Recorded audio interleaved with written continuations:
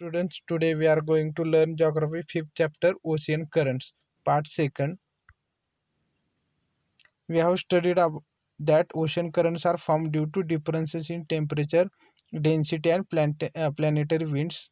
In addition, the following reasons are also responsible for the direction of flow of ocean currents and their velocity. So some because of the differences in temperature, density and planetary winds, the ocean currents form. Then some regions are also responsible for the direction of flow of ocean currents and their velocity. First one, rotation of the earth. Because of the rotation of the earth, the ocean currents move in clockwise direction in the northern hemisphere and in anti-clockwise direction in the southern hemisphere. Hemisphere means one half of the earth. Then second point, continental structure. According to the alignment of the coastline, the direction of the ocean currents changes. The velocity of the ocean currents is around 2 to 10 km per hour. The ocean currents are divided into two types of cold currents and warm currents. Velocity means the speed at which something moves in a particular direction. Next point, effects of ocean surface currents on human life. Ocean currents especially affect the climate of the region having proximity to the sea. In a cold region where warm ocean currents flow, climate becomes warmer.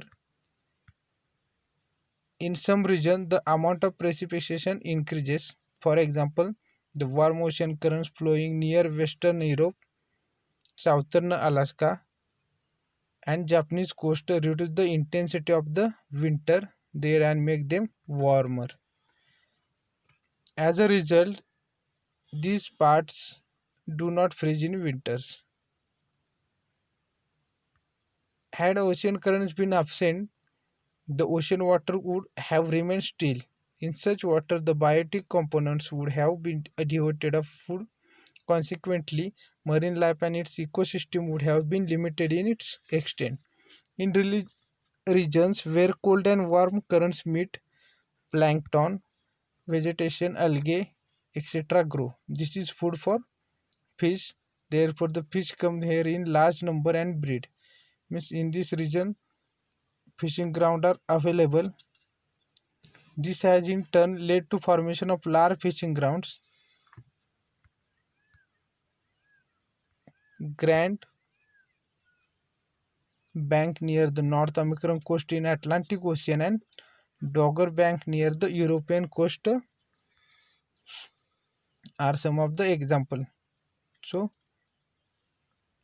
Grand Bank near the North American coast in Atlantic Ocean and Dogger Bank near the European coast are some of the example. With respect to the to water transport to the ocean currents are very important. If the transportation is done according to the flow of ocean currents, the speed of the ship increase and the fuel is saved too. Near the coast where cold currents flow, the amount of precipitation is low. For example, Peru, Chile, and arid desert of southwest Africa. So, the near the coast where cold currents flow, the amount of precipitation is low. For example, Peru, Chile, and arid desert. At places where the cold and warm water currents meet, thick fog is formed. Such fog create a problem for transportation. The warm Gulf Stream and the cold Labrador currents meet near the Newfoundland Island. This lead to dense fog. Because of the cold currents, icebergs are carried away from the polar areas. If such icebergs come along the marine routes, they are hazardous to the